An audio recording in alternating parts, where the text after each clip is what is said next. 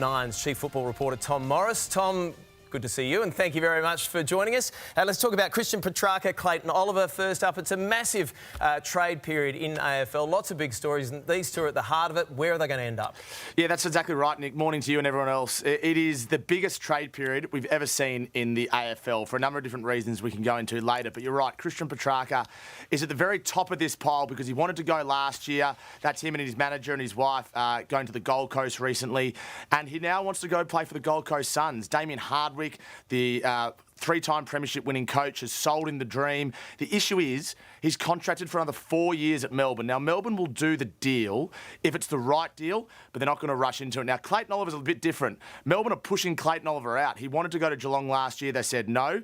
This year, get this, they're willing to pay up to $700,000 a year for him to play elsewhere, and that will be the Giants. So he's on about 1.4.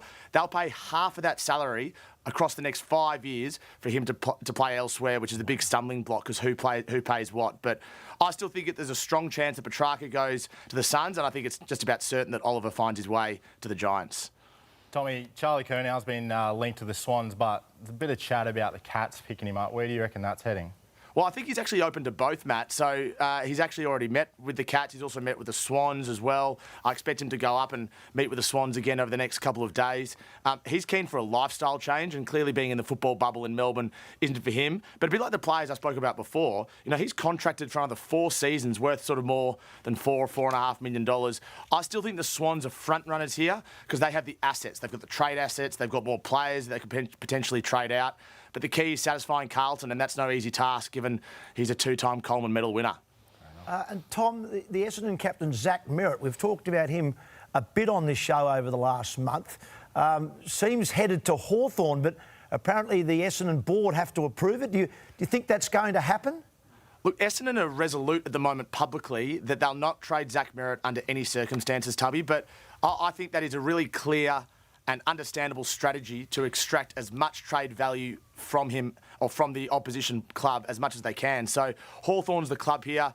I think he's the biggest story of the trade period because he's not just captain of the club, he's also just won his 6th best and fairest, a pretty awkward evening the other night. So I know Essendon's saying no, and Hawthorn have to give a lot to get him, but I think this will end up happening at about 7:29 p.m. on Wednesday night, just before the buzzer. Just to be specific there. Now, you've just mentioned quite a few big names on the move. Tom, are you surprised by the amount of captains and big names that we have within the AFL that are moving? And can we expect more, do you think?